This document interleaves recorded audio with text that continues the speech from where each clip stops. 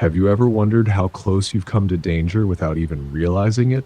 At Shivering Vault, we take you there, one story at a time. But before you drift off, consider liking this video, commenting where you're watching from and at what time, and subscribing to keep these chilling stories coming. Now, let's dive into these unsettling tales.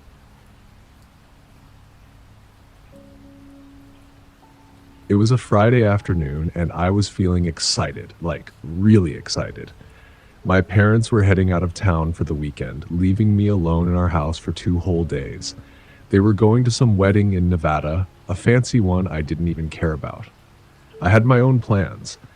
I was 16 and had always looked forward to the day when I could be home alone for an entire weekend. No rules, no curfews. It was freedom. Our house was a typical California ranch-style home, single story, 3 bedrooms, a small kitchen, and a living room with a big window that looked out onto the street. From the front porch, you could see down the block, past a couple of houses, to the big oak tree that sat at the corner of our cul-de-sac. The whole neighborhood was quiet, especially at night. It had that kind of suburban peace to it, where you'd hear every car passing, the occasional dog barking, and the rustle of leaves in the wind. My parents left just after lunch, so the house was empty and silent by early afternoon. I didn't have to worry about anything. The only thing on my mind was the fact that I could finally do whatever I wanted without anyone breathing down my neck. I spent the first couple of hours lounging on the couch, scrolling through my phone and watching random YouTube videos. Around 8 p.m., I ordered pizza, the one thing I could never get enough of. I devoured the cheesy slices as I continued binge-watching gaming videos. Life was simple, and it felt like it would stay that way all weekend. No school, no stress. I figured I'd stay up late playing video games, eat more junk food, and maybe even finish a little homework just to avoid feeling guilty later. By midnight, though, I reluctantly sat down with my laptop to do some math homework. I wasn't feeling it, but I knew I had to get it done. Time seemed to stretch as I worked through the problems. The clock ticked by slowly. At some point, I realized I'd barely even touched the surface of what I had to do. I kept getting distracted, thinking about how much more fun it would be if I just went back to the couch. Finally, I finished everything around 1:30 a.m. My eyes were drooping, and I could feel the weight of sleepiness pushing me toward my bed. The house was quiet, too quiet. I shuffled to my room, turning off the lights in the hallway as I went. The soft hum of the fridge in the kitchen was the only noise that filled the silence. I threw myself into bed, trying to get comfortable under the blankets. It wasn't long before I closed my eyes, the exhaustion taking over. I don't know how long I'd been asleep, but the sudden buzz of my phone woke me up with a start. 2:13 a.m. I groggily reached for my phone, squinting at the screen. My thumb barely hit the right spot as I unlocked it. When I saw the text from my mom, I froze. "Stay quiet. Call 911. Someone's outside." My pulse spiked immediately. What the hell? It was like my body woke up all at once, the grogginess evaporating. The text didn't explain anything, just that someone was outside and a photo, which was sent by our neighbor. I quickly opened the attached photo. It was grainy, barely clear, but I could make out a figure standing on our front porch. The image was dark, blurry, but there was no mistaking it. A man, wearing dark clothes, half hidden by shadows, was standing there, barely visible in the light from the street lamp. My heart began to pound. I wasn't sure what to do. My first instinct was to get up, look outside, but then I hesitated. What if the guy was still out there, watching? I didn't hear anything. No knocks, no footsteps. My phone felt heavy in my hand. I stared at the message for a few more seconds before I decided to get out of bed and check the situation. I moved cautiously, almost mechanically, like my body was still half asleep, but my mind was fully alert now. The night was still, almost too still. My feet were bare against the cold wooden floor as I crept toward the window. My fingers brushed against the edge of the curtain and I slowly pulled it back to peek outside. The front porch was empty. Nothing. I let out a slow breath, feeling a slight wave of relief. Maybe it was just a prank, or maybe I was overthinking it. I stood there for a moment, watching the stillness of the street. There was no movement, no sign of anyone. But then, suddenly, the sound of breaking glass sliced through the silence. I froze, my entire body tensing. The noise came from downstairs and my stomach dropped. Someone had just broken into the house. I was no longer imagining things. The situation was real. I could feel my heart pounding in my chest and my breath came in shallow gasps. I didn't know what to do. Should I run? Should I hide? Should I call 911? I grabbed my phone in a panic and ducked into the closet, closing the door quietly behind me. My hands were shaking as I dialed 911. The operator picked up on the first ring. My voice was barely a whisper, and I tried to explain what was happening. Someone had broken into my house, and I was alone. I could barely make sense of my own words, but the operator stayed calm, asking me to stay quiet and hide until the police arrived. My head was spinning. I listened for any sound in the house, trying to keep track of where the intruder was. I heard footsteps, heavy and slow, coming from the lower floor, moving through the house. Someone was walking around, searching. The creaking of the floorboards felt like it was getting closer. Then a soft rattle, the door handle. Someone was trying to open my bedroom door. My heart skipped a beat. The rattle stopped. For a moment, I thought they might have given up. Maybe they had moved on, thinking the room was empty. But then, a floorboard creaked outside the door. A deliberate step. I pressed myself back into the corner of the closet, trying to make myself as small as possible, willing myself not to make a sound. My phone felt like it was burning through my palm. I could hear every creak, every shift in the floorboards, like the intruder was just outside, walking slowly, carefully. I was paralyzed, unable to move. Then the door handle rattled again. It wasn't a jolt this time, but a careful twist, like the person was testing it, making sure it wasn't locked. The door creaked. I held my breath, praying it wouldn't open. I could hear my heartbeat in my ears. The seconds stretched on forever. The door inched open. I could see the shadow of the figure in the doorway now, a tall man dressed in dark clothing. His hoodie was pulled up, obscuring most of his face, but his presence filled the room. His head moved slightly as he scanned the room, looking for anything that might indicate I was in here. I stayed completely still, too afraid to even blink. Then he moved further into the room, stepping with deliberate slowness as if he was savoring the hunt. He was holding something metallic in his hand, maybe a knife, maybe a crowbar. I couldn't tell from where I was hiding. It gleamed faintly in the dim light of my room. I could feel the air in the closet getting thicker, like it was pressing down on me. My chest felt tight, and I had to fight the urge to gasp. I wanted to scream, to do something, but I couldn't move. I couldn't let him know I was in here. Just as he stepped closer to the closet, my phone buzzed in my hand. It was a notification from my mom. The sound of the vibration was so loud in the silence, it felt like a gunshot. My heart nearly exploded in my chest. The man froze. His head snapped toward the closet door. For a split second, everything stopped. I could feel my entire body trembling, but I dared not move.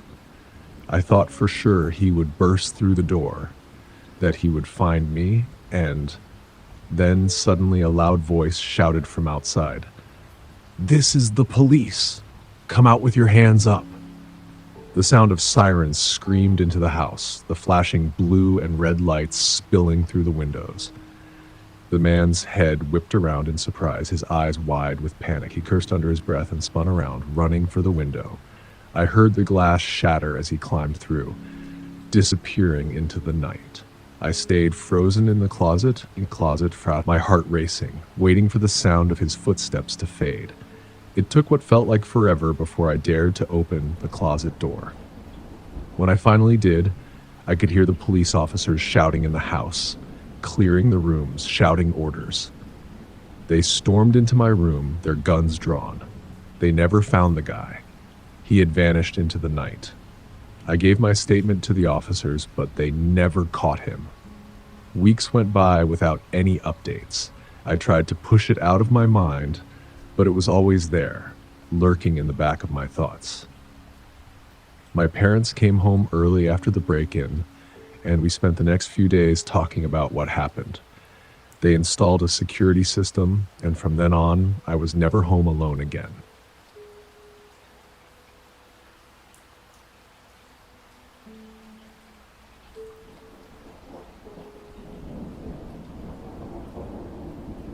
It was a chilly Friday evening in a quiet California suburb. The kind of evening where the air feels a little too crisp, but not enough to make you want to grab a jacket. The sky had started to darken by the time I got home from school, and the house felt emptier than usual. My parents had decided to go visit my aunt for the weekend, leaving me to fend for myself. I had always enjoyed being alone, no one to tell me what to do, no rules to follow. I figured it would be the perfect opportunity to binge watch some movies, eat snacks, and just relax. I was 17, just a regular high school junior, and home alone for the next 2 days. It was about 7:30 p.m. when I finally settled in on the couch in the living room, surrounded by blankets. I set up my laptop in front of me, opened a bag of chips, and popped open a can of soda. I had my usual playlist queued up. Nothing too exciting, just some old school horror movies. They weren't exactly scary anymore, but they were comforting in a way. As the opening credits rolled, I leaned back and sighed contentedly, enjoying the peacefulness of being alone. It was the perfect kind of night. But then, just as I was reaching for another handful of chips, I noticed something odd through the corner of my eye. It was faint at first, just a flicker of movement. I glanced outside the window, which looked out onto the driveway and street. A dark sedan was parked at the end of my driveway. The headlights were on, but there was no one getting out. The engine was still running, and the car sat there in the dimming light. At first, I brushed it off. It could be someone lost, right? Maybe a delivery driver or someone waiting to pick someone up. I wasn't too worried about it, but something about the situation felt off. I stood up, walked over to the window, and peered through the blinds. The car was parked in the same spot, and no one had gotten out. I couldn't see anyone inside either, and it was starting to get darker, so it was hard to make out the details. The headlights had been turned off by now, and the car sat idling in the dark, almost like it was waiting for something. I shook my head, trying to focus back on my movie. It was probably nothing, just some random driver doing their own thing. I didn't need to let it bother me. I checked the time. It was 9 p.m. now, and I had been so absorbed in the movie that I hadn't even noticed the time pass. The car was still there, but I thought maybe I was just overthinking things. After all, it wasn't unusual to see someone stop for a few minutes in a quiet neighborhood. I walked over to the kitchen, grabbed a bottle of water, and checked the front door lock out of habit. I didn't know why I was feeling so uneasy, but the moment I reached the door, I noticed my hands were slightly shaking. Trying to brush off the odd sensation, I locked it and headed back to the living room. But the feeling didn't go away. I kept glancing out the window, and there it was again. The car was still there, sitting idle, and there was still no movement. I tried to calm myself down, telling myself it was just someone waiting for someone to pick them up, or maybe a lost driver. I even convinced myself I'd seen it wrong and that maybe the car was just turned off now. But no, it was still there. With a sigh, I locked the blinds and checked all the other doors, front, back, and side, just to make sure everything was secure. It was a habit. My parents were always paranoid about locking up the house, and I guess I'd absorbed some of that from them. It felt like hours had passed when, finally, I heard the car rev up and slowly drive off. A breath of relief passed through me. I watched from the window, making sure it had really left. Once the car was out of view, I allowed myself to relax. I decided to call it a night. Maybe the movie had been too boring, or maybe the whole situation with the car had left me on edge. Either way, I was ready to get some sleep. I grabbed my blanket from the couch and walked down the hallway to my room, tossing the half-eaten chips bag into the trash as I passed by the kitchen. Just as I reached my door, I heard something. A faint, soft noise. My breath caught in my throat. I paused for a moment, straining to listen. It wasn't very loud, but it was definitely there. A soft scraping sound, almost like something was being dragged across the ground. It was coming from outside. I froze. It was so quiet that I wasn't even sure I had really heard it, but then it happened again. The scraping noise was clear now. I hurried to the window in my bedroom and slowly parted the blinds. I tried to keep my movements slow, cautious. The backyard was dark, the lights on the porch casting faint shadows on the ground. The trees swayed gently in the breeze, and the grass rustled under the weight of the wind. The only other sound was the distant hum of traffic a few streets over. Then I saw him. A man crouched low to the ground just outside the back patio door. He wasn't close enough for me to make out his features, but I could see the dark outline of his body against the backdrop of the night. He was motionless, his body unnervingly still. He didn't seem to be doing anything in particular, just watching the house, waiting. My stomach dropped. I wasn't sure what to do. My heart was pounding in my chest, my head spinning. I needed to call someone, but I couldn't tear my eyes away from him. What if he saw me looking? What if he knew I'd spotted him? I felt trapped. My phone was on my bed, but I didn't want to move, not even an inch. I couldn't take my eyes off the man. I grabbed my phone, hands shaking as I dialed 911. The operator answered quickly, and I whispered into the phone, barely able to contain the panic in my voice. I think someone's outside my house. There's a man in my backyard, and he's just standing there, watching.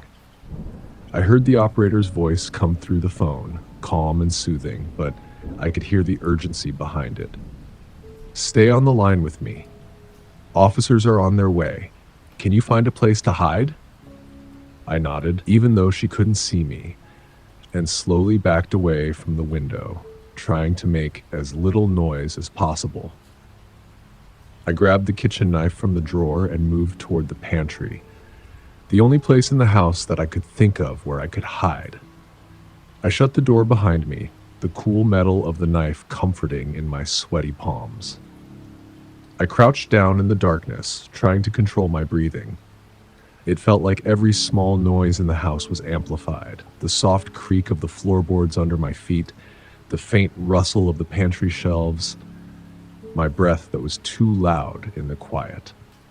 Outside, the sound of footsteps slowly crunched against the gravel in the backyard. The man was getting closer, and I could feel the tension in my chest building. My heart was thudding so hard I could barely hear anything else.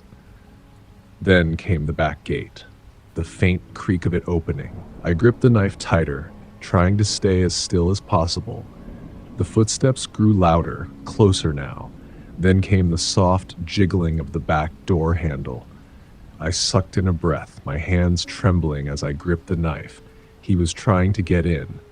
I didn't know what he wanted, but I didn't want to find out. I could barely breathe as I clutched my phone to my chest. "Please," I whispered into it, praying for the operator to reassure me. But instead, she stayed calm and cool, telling me to stay quiet and keep hidden. "Officers are on the way," she said. "They'll be there soon. Stay where you are and stay as quiet as possible." But the seconds felt like hours. I could hear the man shifting outside, moving closer. My skin prickled. I wanted to run, but where would I go? The front door? The back door? My only option was to stay hidden and hope the police arrived in time. Then I heard a loud bang, as if something heavy had been slammed against the door. The man was trying to force it open. The sound made my heart jump into my throat. I squeezed my eyes shut for a moment, trying to steady myself that to ignore the fear threatening to overwhelm me. The door rattled again, louder this time. I thought I could hear the faint sound of glass breaking, but I wasn't sure. My ears were ringing now, and I could hear nothing but the pounding of my own heart. The next few minutes felt like a lifetime. Every little sound made my body tense, my muscles aching from the strain of staying so still. Then, finally, I heard it. The glass in the back door shattered. The man was inside. I didn't know what to do anymore. The fear had taken over, and I couldn't think straight. My mind kept racing through endless scenarios of what might happen next. I could hear heavy footsteps moving through the house now, echoing down the hallway. Each step was slow and deliberate, and I could feel it in my chest. He was getting closer. Just then, I heard something in the distance. A faint sound that grew louder. Sirens. The sound of police sirens. I breathed a small sigh of relief, but I didn't move. I stayed as still as I could, hardly daring to make a sound. The sirens grew closer and closer, and then the unmistakable screech of tires on the driveway filled the air. Suddenly, the back door crashed open, and multiple voices shouted orders. "Get down! Get on the ground!" I heard officers swarming the yard, shouting at the man to stop running. He didn't get far. They tackled him before he could reach the back door, and I heard the thud of his body hitting the ground. My stomach turned, but the relief was overwhelming. The police had made it just in time. The officers searched him.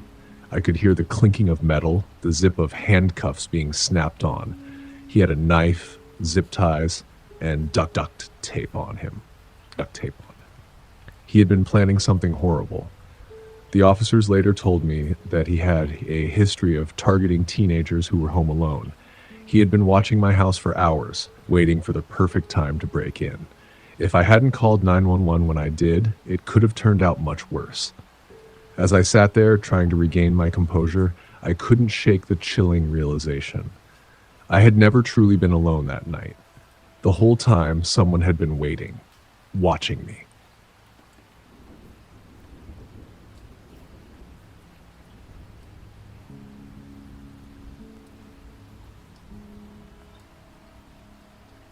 It was supposed to be just another Friday night in the middle of a quiet, sleepy suburb in California. You know the kind of night I'm talking about. The kind where the weather feels crisp, like it's on the verge of turning cold, but not quite there yet. The kind where the streets are empty except for the occasional car that zooms past in the distance, their headlights casting long, eerie shadows on the sidewalk. I was 17, and my parents had decided to head upstate for the weekend to visit some old friends. They trusted me, so I was left home alone. It wasn't unusual for me to be home alone for a couple of days. I had a decent amount of freedom. I wasn't doing anything crazy or out of control. I'd planned to spend my weekend gaming, maybe catching up on some schoolwork, and ordering some takeout from my favorite pizza place. The evening started off normal enough. I grabbed the pizza, made sure all the doors were locked, and settled into my gaming chair in my room. The setup was nothing special, just my old computer, a cheap chair, and a half-finished stack of papers on the desk. But the glow from the screen and the comfort of the headphones always made me feel like I could disappear into another world. The sound of my game's soundtrack was all I could hear. I was completely immersed in it. I hadn't even noticed how dark it had gotten. The clock on my screen told me it was around 8:15 p.m. The house was dim, lit only by the flicker of the monitor and the streetlight outside my window, casting strange shadows that stretched long across the walls. The only sounds were the click of my mouse and the steady hum of my computer fan. Then I felt it. It wasn't loud at first. It wasn't like the sound of someone breaking in or anything obvious like that. No, it was just a presence, a feeling, really, that crept up on me. It was like when you're deep in a dream and you suddenly become aware that something isn't quite right, but you can't put your finger on it. It started as a cold sensation, a chill that ran up my spine, creeping through my neck and into the back of my head. I stopped playing, lifted my hands from the mouse, and listened. The only sound I could hear was the low hum of my game. But something felt off. I felt a sudden awareness of the room around me, the corners of the room, the darkness beyond the glow of my screen. My heart rate picked up, and I shifted uncomfortably in my chair. And that's when it happened. A cold, firm hand gripped the back of my neck. It wasn't a soft touch. No, it was hard, cold, and unyielding. The kind of grip you would expect from someone who knew exactly what they were doing.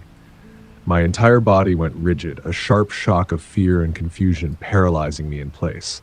My mind screamed at me to move, to react, but I couldn't. I just sat there, frozen, like a deer caught in headlights. I tried to turn around, but the hand was too strong, pulling me back into my chair, forcing me to face forward, staring at the glowing monitor in front of me. Then, without warning, I was yanked out of my seat, so violently that I barely had time to react. My stomach lurched, and I felt the familiar sting of the floor hitting my back as I crashed to the ground, the air knocked out of me.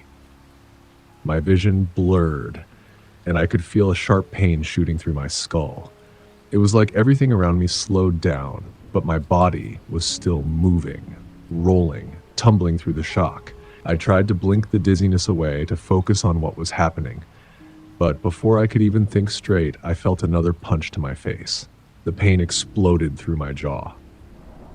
"Stay down, stay quiet," a voice growled. I could barely process the words through the pounding in my head, but they were clear enough. My body was still shaking, but I was too stunned to scream, to do anything. The next thing I remember is being roughly flipped onto my stomach. My wrists were grabbed, pulled behind my back, and I could feel the cold bite of plastic cutting into my skin as the zip tie was cinched tight. My arms were pressed painfully against the floor, the skin digging into the carpet fibers. I could hear the man's breathing heavy and labored, like he was trying to control his own rage. I could barely see his face, the black ski mask covering most of it, but I could tell he was focused on me.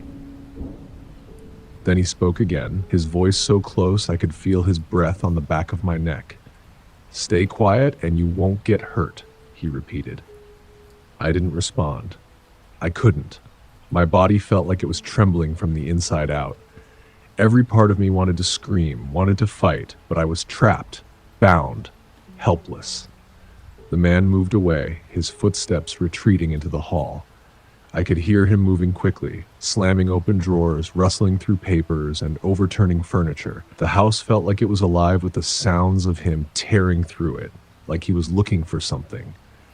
But what? Why me? Panic set in. The more I thought about it, the more my head swirled with possibilities. I couldn't make sense of it. I had no idea what he wanted, what he was after. My heart thudded in my chest. The zip tie cut into my wrists, making it harder to breathe. I had to get out. I had to do something. I glanced around, my mind desperately searching for a way out. My eyes darted to the kitchen. The knife.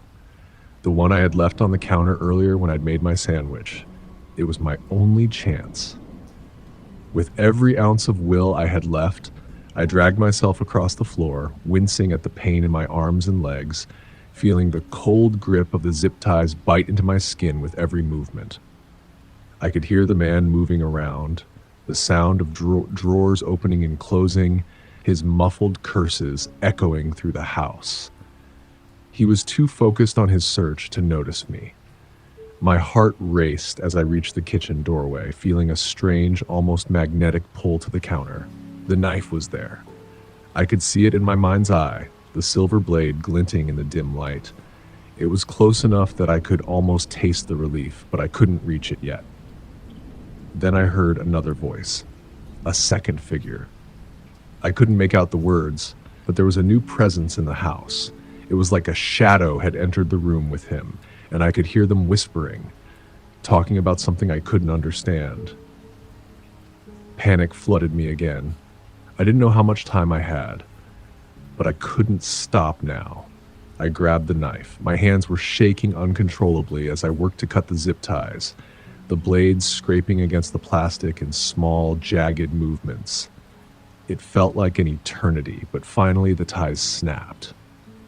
The relief was immediate, and my arms dropped to my sides. I couldn't think about anything except escaping. I scrambled to my feet, my legs wobbling from the adrenaline and the pain, and I bolted for the back door. I didn't look back. I didn't dare. I threw open the back door with all the strength I could muster and dashed out into the cool night air. The grass beneath my feet was cold and damp, the world around me a blur of movement and frantic thoughts. My bare feet slapped against the pavement, and I could hear the sound of heavy footsteps behind me. They were close. I didn't have time to think, to plan. I could only run. I ran past my yard, across the narrow street, and up to Mr. Whitaker's house. He was a retired cop, lived next door. My knuckles ached from the pounding I did on his door. It took him a moment to answer, but when he did, his face was a mask of concern. "Ethan? What's going on?" he asked, his voice firm but worried. "They're in my house. 2 men. I gasped for air, my body trembling uncontrollably. "They're trying to hurt me. Please help." Without hesitation, Mr. Whitaker yanked me inside and slammed the door behind me.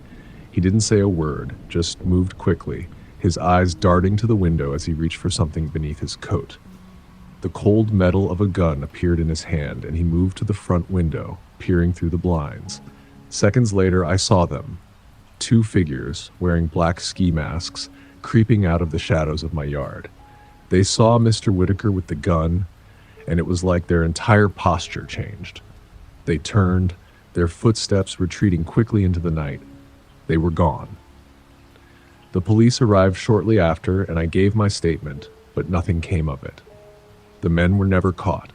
They slipped away into the darkness, and no one ever found out who they were. When my parents came home the next day, they were horrified. The first thing they did was change all the locks, install cameras, and make sure the house was completely secure. But I couldn't shake the feeling that I had barely escaped.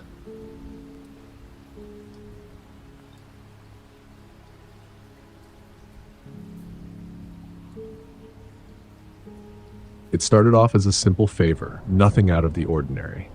I was a 20-year-old college student living in a cramped apartment with a couple of roommates, and my aunt had asked me to house sit for her while she was away for a week-long vacation in California. To me, it sounded like the perfect opportunity. A week in a spacious, quiet house, away from the noise of city life and the chaos of campus. Plus, I could use the extra money. The house itself was a large, 2-story building with a big backyard nestled in a suburban neighborhood that felt almost too perfect to be real. I remember driving up to it for the first time, my eyes scanning the rows of neatly manicured lawns, the palm trees swaying gently in the breeze, and the way the sunlight hit the house in such a way that it looked almost too ideal, too picture perfect.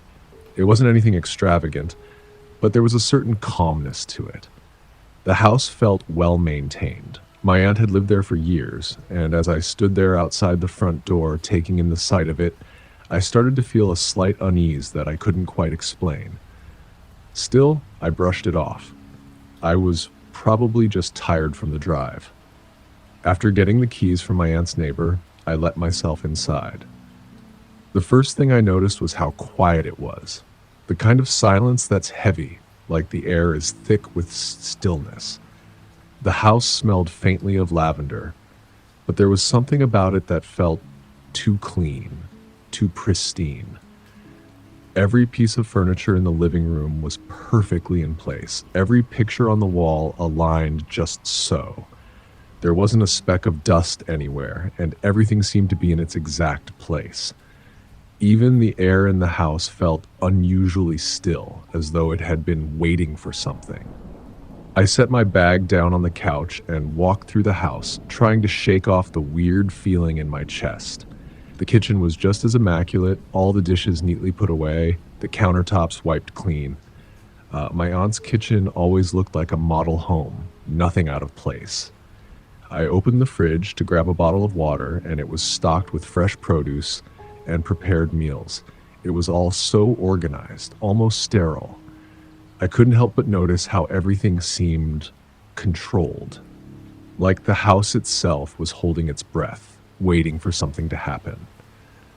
That night, after I'd unpacked and set up in the guest bedroom on the second floor, I did what I always do before going to bed. I double-checked every lock. I've always had this thing about making sure doors and windows are secure before it gives me a sense of comfort. The back door was the last thing I checked, and that's when I noticed something strange. The latch on the back door wouldn't click into place. I closed it, but when I pushed on it even a little, it would swing back open. It didn't make any sense. I tugged at the handle, trying to force it shut, but it was like the door didn't want to stay closed. After a few moments of frustration, I decided to just shove a chair in front of it, figuring I'd deal with it in the morning. I turned off the lights, climbed into bed, and pulled the covers up, trying to convince myself that everything was fine. The creaking of the house settling around me was oddly comforting, and soon I drifted off to sleep. The first few nights were completely uneventful. I got into a routine. During the day, I'd spend my time studying or watching TV, and at night, I'd lock up the house and go to bed. The creaks and groans of the house became almost familiar, like the whispers of an old friend. There was something oddly soothing about it, and I began to feel more comfortable, like the house was mine. But then, on the fourth night, things changed. I woke up suddenly in the dark, my body drenched in sweat, the kind of sweat that makes your skin stick to the sheets and your heart race in your chest. The room was silent, except for the low hum of the refrigerator downstairs. I glanced at the clock on the nightstand, 3:15 a.m. The time didn't help calm my nerves. I tried to ignore the feeling of something being wrong, of something being off.